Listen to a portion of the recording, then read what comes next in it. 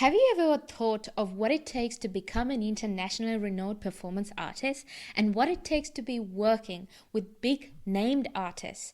If you love hip hop and dance music, you definitely love today's guest as she shares her story on her journey on creating music that tops the charts. Hi, my name is Vindhya V. This is Art of the Extraordinary, the podcast for those of you who's ready to play a much bigger game and leave an extraordinary legacy behind. I'm glad you're here and it's time to make your quantum leap. Today my guest on the show is Kristen Karma, a pop music artist from Vancouver, Canada. Her music is fun and you can't help but dance when you hear it. Her current single, Party Heroes, released just in April 2019, reached the iTunes Canada Pop Chart Top 20. She has opened the tours for Grammy Award Winner Akon and 2 after parties for Lady Gaga. And here is today, Kristen sharing her story on our show.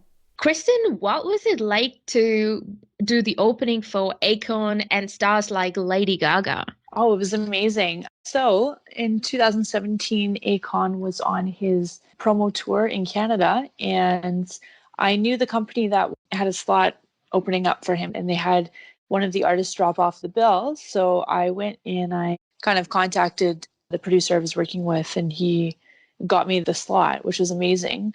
And so it was a jam-packed crowd. It's over 1,000 people, super high energy, amazing venue. And then, of course, we got to see Akon do his thing and perform with his crew, which was just over the top, super exciting. And afterwards, the bands and whatnot got to meet him and get their photos taken and just kind of talk to him for a bit, which was amazing. He's such a down-to-earth guy. I knew that he'd actually helped Lady Gaga in the beginning. That's why I was very interested in kind of playing and opening up for him. So it worked out great. As for the Lady Gaga events, so I actually played 2 of her VIP after parties. The first one was in 2013 when she was doing her Born This Way Ball tour. Again, I went and approached the organizer of the event and, really made my case for why I should be performing this after party. Had them listen to my music and kind of just hustled. So I got the slot. It was one of 2 performers. And then that was actually opening for DJ Lady Starlight, who was Lady Gaga's opener for that tour. And then in 2017, when she was promoting her Joanne album, they asked me back. So it's pretty cool to kind of full circle with, opening for Akon and then having him work with Gaga and playing 2 of her after parties. So it was quite unique and quite a special experience. Yeah, absolutely. It sounds so much fun. And did you know that you were going to do it? Like, did you always have it planned that you're going to be working with artists like that? Or did it just come by your way? Somehow the universe made it happen? Yeah, honestly, it was just, as you put it, the universe kind of reaching out and making it happen. I've always known Lady Gaga has been a huge influence in my music, and Katy Perry, the Veronicas from Australia are a huge influence.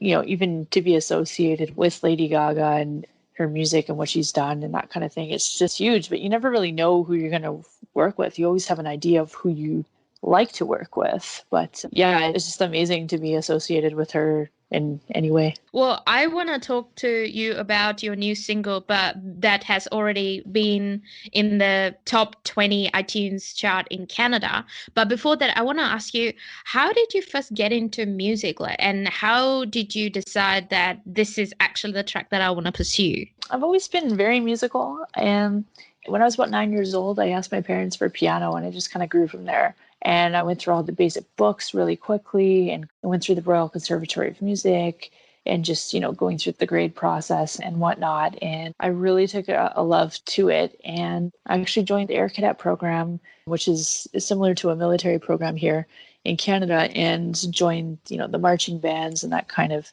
thing. And I got to explore different instruments, how everything works together, how different rhythms work together, that kind of thing. And I just fell in love even more. And I wanted to get my hands on as many instruments and as many parts as I could. From there, I kind of thought maybe I don't want to be on the stage doing my thing in front of a crowd. I wanted to go behind the scenes. So I went to school for audio engineering and learned how to record bands and kind of manipulate sounds and that kind of thing. And when I started really writing my own music, I thought, I have all this background and everything. And I just decided that, I want to be in front of the stage. I think I like the spotlight and I have something to say. And I just took it to the next level, found a producer, started writing my own music and went from there. Well, I know you said that, you didn't want to be up front, you just wanted to be at the back, but I've seen a number of your performance and you're amazing on stage. So I think you're Thank made you. for it. Yeah, I never really, because I'm such a shy person when it comes to, my day-to-day life. And then I never thought being on stage would kind of transform me, but it's once I wear different outfits and I incorporate different lights into my outfits and, like my microphone stand, glows and that kind of thing. And I love it. I think that a lot of my fans like what I have to say, how I am on stage. And, I'm not an artist that just kind of gets on stage and just sings the songs and that's it. Like I make sure that my band is having fun. I make sure the crowd is having fun. If I'm coming to the end of my set and I see you're sitting down there and you don't look like you're really into it, I'm going to come over. I'm going to be singing the song and I'll come over and I'll get you up and I'll get you dancing. And I want to make sure that you're having just as much fun as I am. Because at the end of the day, where would I be without my fans? So I've got to make sure that they're up and they're having fun. And one of my main reasons why, Party Heroes was created is just a go-to song to have fun, right? Yeah, absolutely. Well, when you think back to as a child, doing music, now I know a lot of people who say that they love doing music and would like to have a career in it, but not many people make it. When for, I don't know, maybe even people around them say, oh, yeah, but you're not going to make any money. So, they are let down from a very early stage, or for whatever the reason, they just don't pursue it. What would you say is the thing that you did differently or the people around you did differently for you to be on this path? I've had a very strong support system since day one with my parents and my close friends that have come to every gig and that kind of thing. But the main thing is no matter what anybody says, you have to hustle. You have to work on your craft every day, whether it's getting better at your instrument or your vocals or your songwriting skills. It has to be, the last thing you think about when you go to bed or the first thing you think about when you wake up. How can I improve? How can I make the next step? How can I hustle today to make it further along? Because I know I've had my struggles where it's so many different things. You play keyboards, just sit behind a keyboard, or your vocals aren't strong enough, or you won't make any money, or you could be doing this for 30 years. But at the end of the day, it's what I want to put out into the world. I like where my music is. I'm happy with it. I know my fans are happy with it. And I continue to push myself every day. I try and network with new musicians, new fans. I try and, post something on social media, anything just to get the name out there. You just have to keep going no matter how hard it is and believe in yourself that you can do it. Have that great support system behind you. Well, I'm sure you don't have this problem right now, but in the beginning, at earlier stages, when you were doing your own music and you didn't know how people are going to receive it and what their reaction is going to be, how did you kind of navigate through that period? So in the beginning, I wrote a couple songs and went and saw a producer and had recorded my first album, Destination Unknown. And I didn't know how my fans would react at all. I didn't know if I even had fans at that point. I had, a couple of friends that showed up to my gigs and whatnot. But I just took my favorite artists. At the time, I was heavily influenced by Avril Lavigne, the Veronicas, early Taylor Swift, that kind of thing, and or Pink.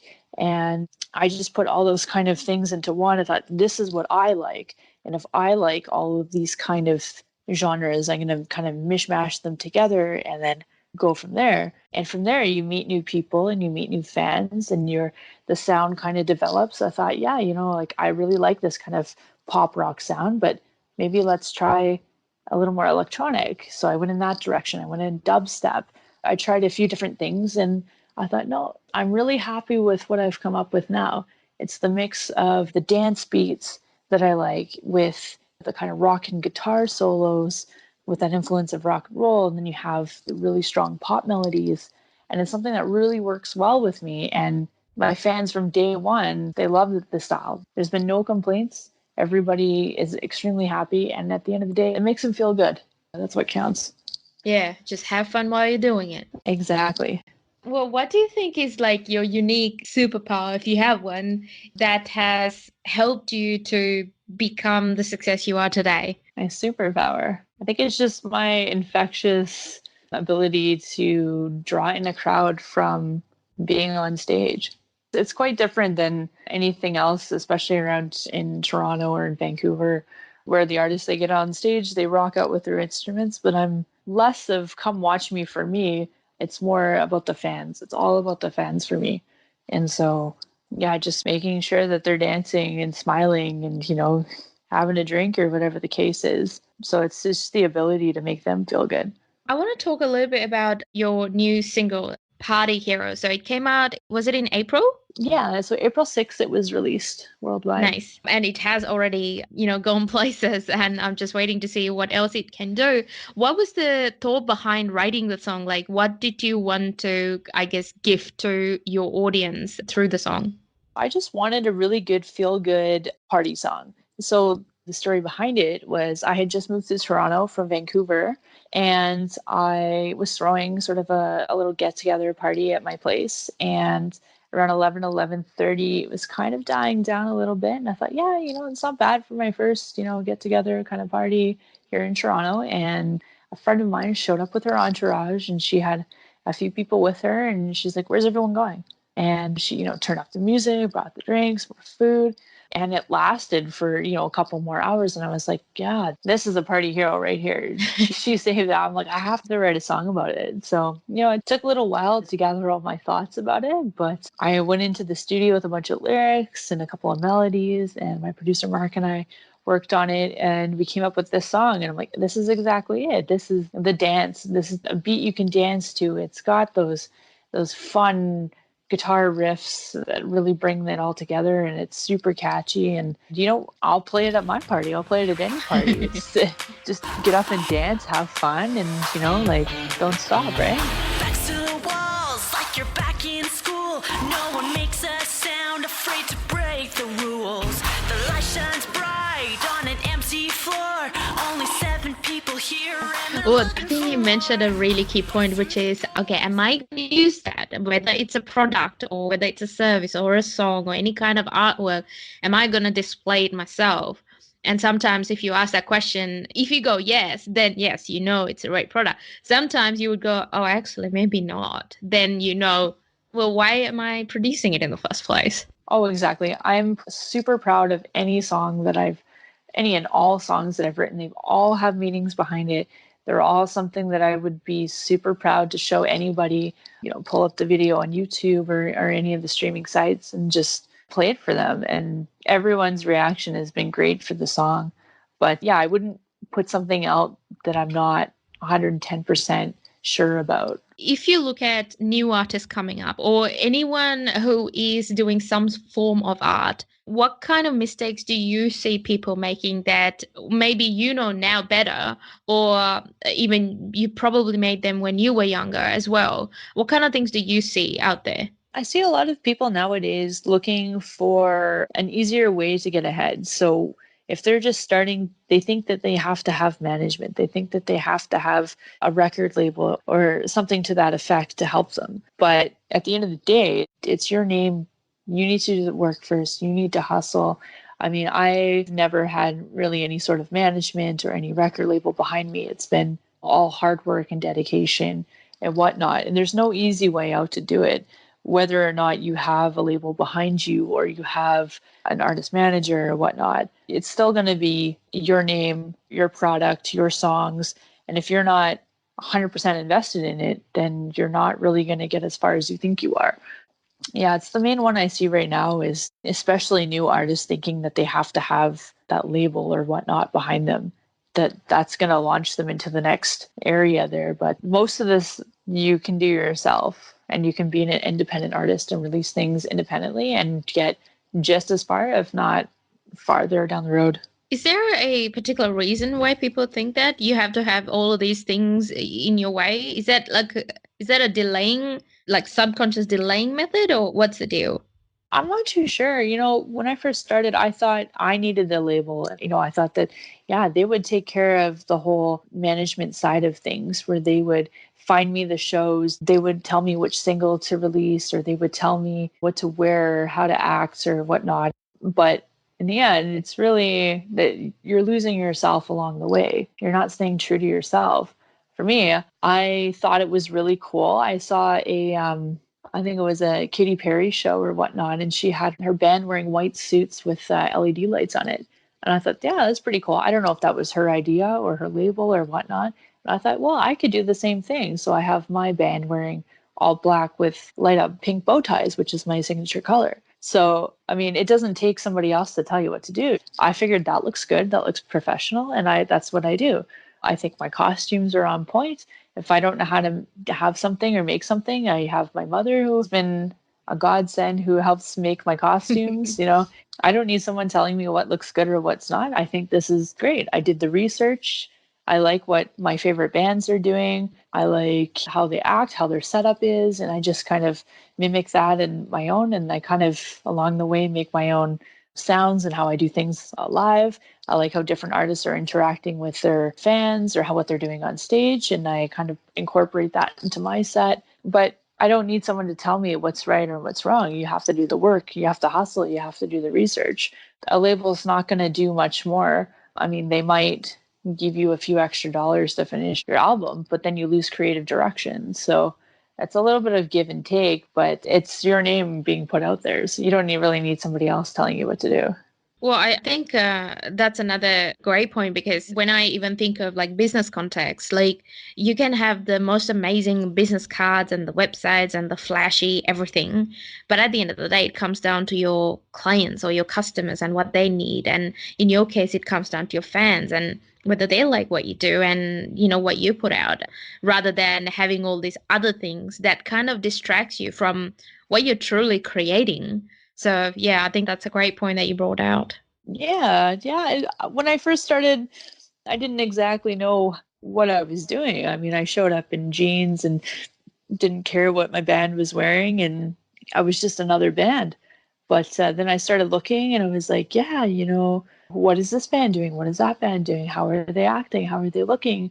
Down to their gear, the colors of the guitars. Like you have to really go into detail and think, yeah, what's going to make me stand out? A couple years ago, I found a company in the UK that does custom microphone stands. And I contacted them. And at the time, they only had a couple different versions. And I was like, how do you make this stand with multiple colors? And they looked at it and they were like, well, we don't have that.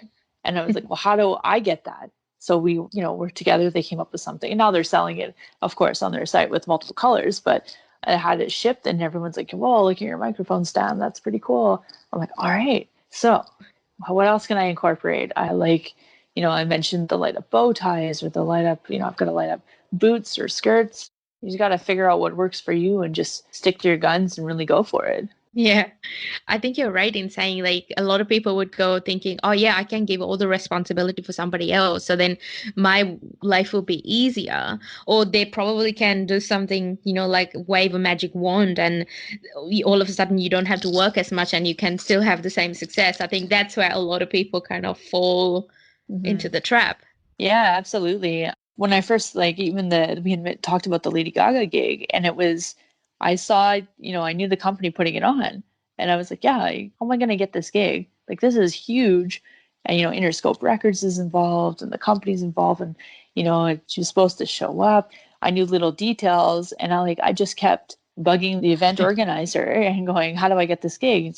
I don't know. We're not having live bands. Well, I'm telling you, this is the reason why you need a live band. This is this. And I kind of laid it out. Here's my press kit. Here's my songs. What do you need from me? How can I play this gig? A management company is not going to do that. They're not going to go the extra mile. I knew I wanted that gig. I knew that it would look good on my musical resume. I knew that that would open a lot of doors for me being associated with Lady Gaga, Lady Starlight, that kind of thing. So there's no easy way out. If you want it bad enough, you need to go and you need to put in the work and hustle and get to what you want to get to. It's your name, it's you. So no easy way out. Well, how many times did you have to hassle them to get the gig? Well, it was a few times, quite a few. I had actually gone to one of their events when there was another artist that was there, and I went to the event and it was like, okay, yeah, this is cool. I like the way it's set up. It was kind of a mix of fashion and music. And then I saw it was like I think it was a Facebook event that was on there for the VIP after party, and they had just started selling tickets. And I was like, I messaged the individual on Facebook, on Twitter. I had got his number. I called, texted, just I like anything. He's like, okay, okay, okay. I was like, I'm telling you, this is why I need to open the show. This is why I need to play. And then he's like, all right, so we have slotted in 2 performers.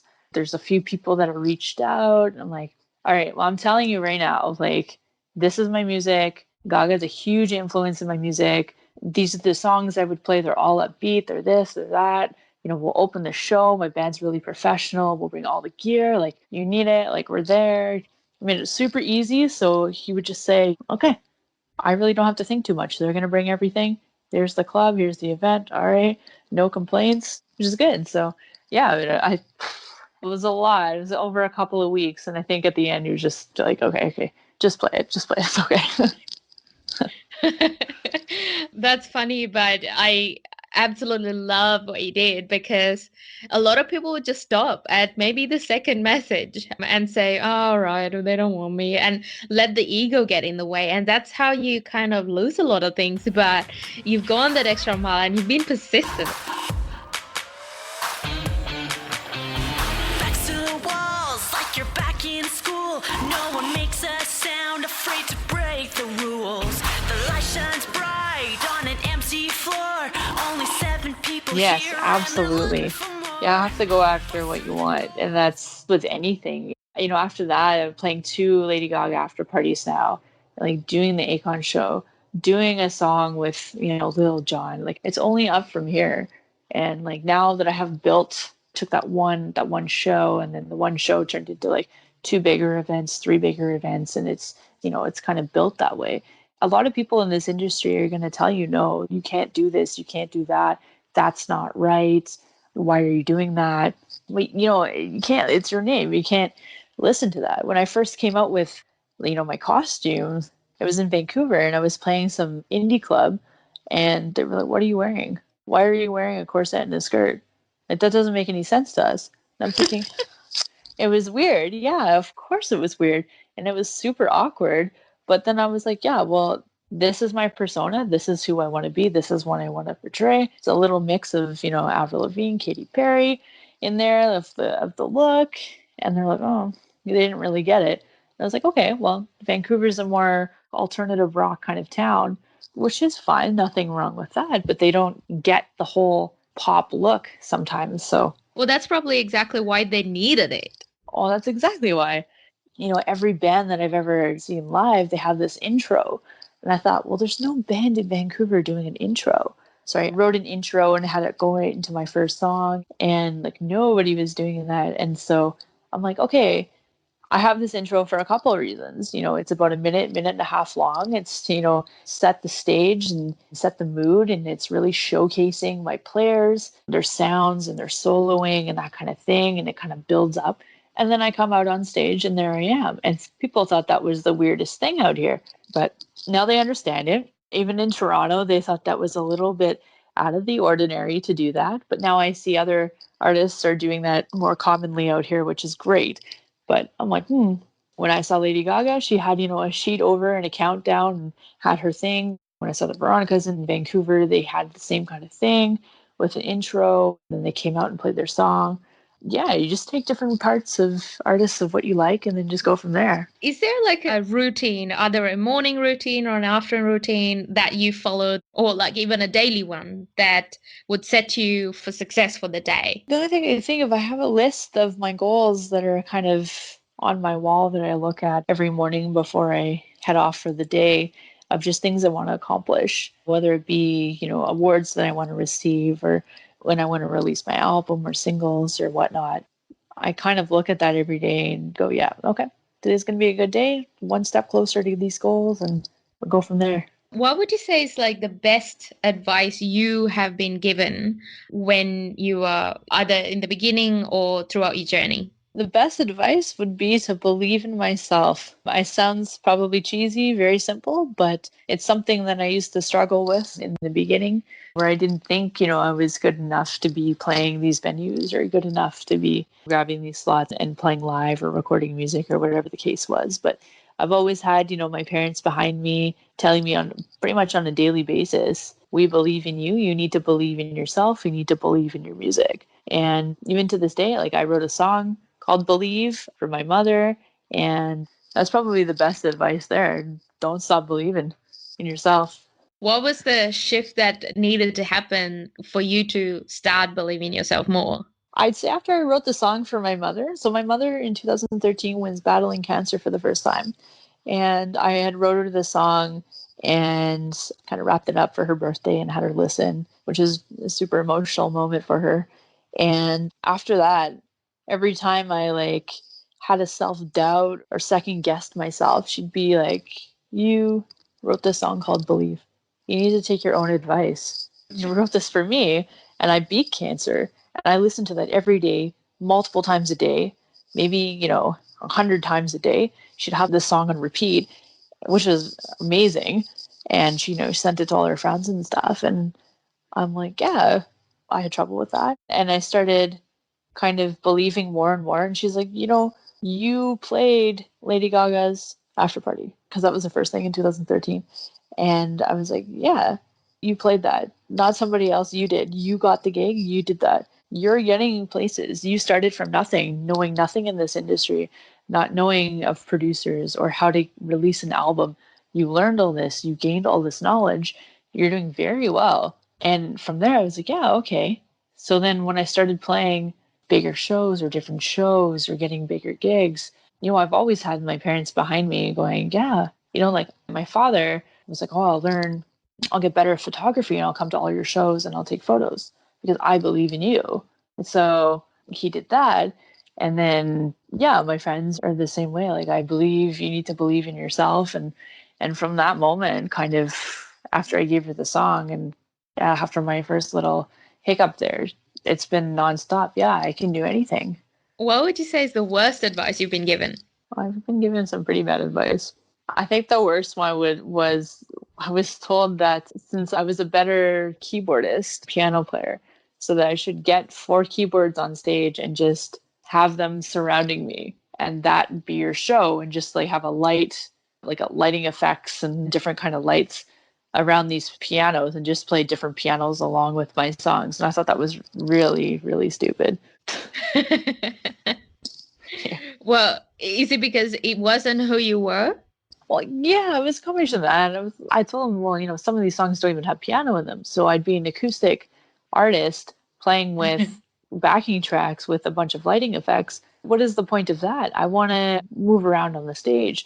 I want to interact with my players. I want to interact with my fans. How would that happen if I had 4 keyboards around me? We can change the background up. And so it's got different images in the background, or like it's different. I was told it's different, very different. No one's doing that. And all I could think was, well, there's a reason nobody's hiding behind pianos. You want your fans to experience different aspects of your show and your music, and that's not going to do anything. You're going to feel like you're just there. Like, well, I guess it's about understanding who you are and what works for you, and knowing what you don't want to be, I guess. Yeah, exactly. I've never seen an artist that hides behind their instruments and doesn't move around.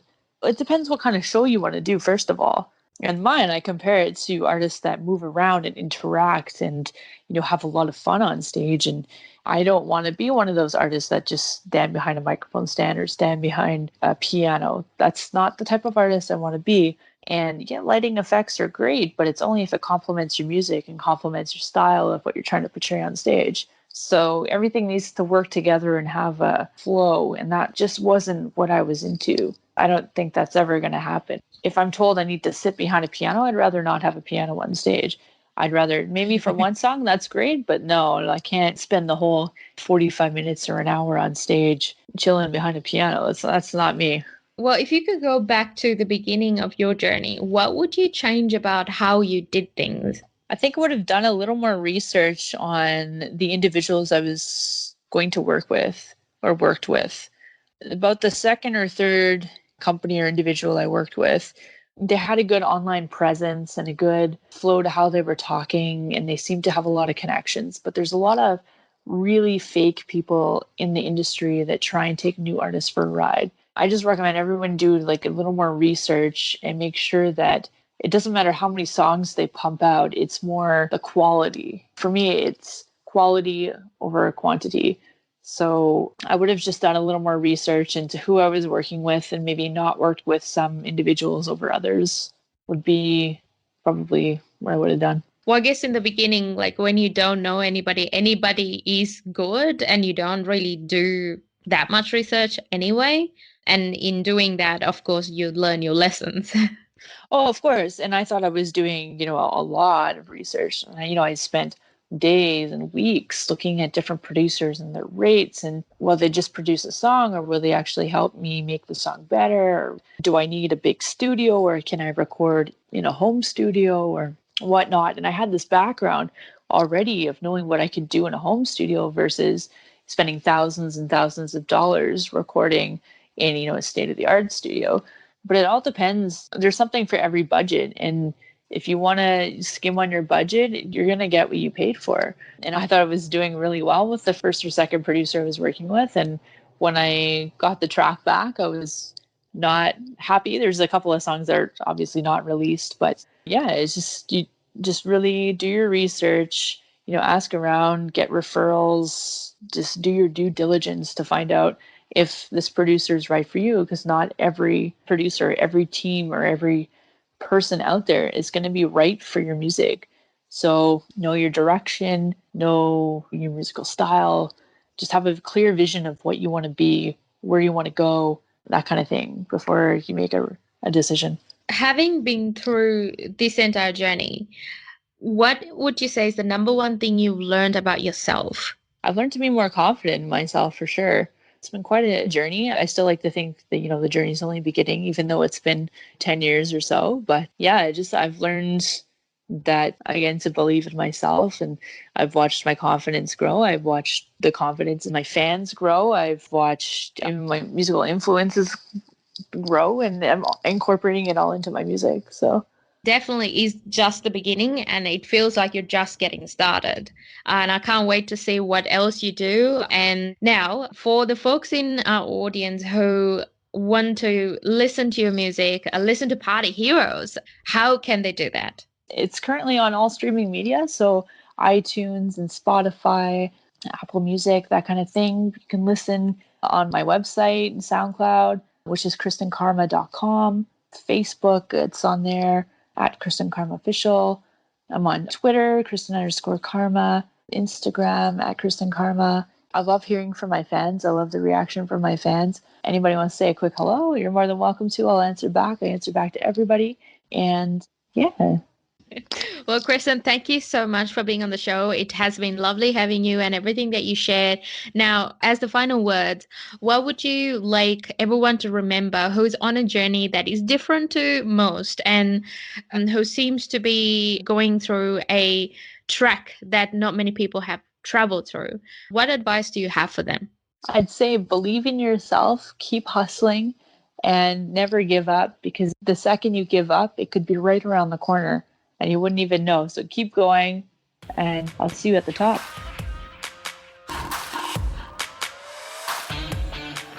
That is our episode for today. I hope you enjoyed that. As always, go check out the show notes on vindhyav.com to see all the resources that Kristen shared, and also all the links to her website and her videos as well. As always, until I see you next time, keep at it in your extraordinary journey.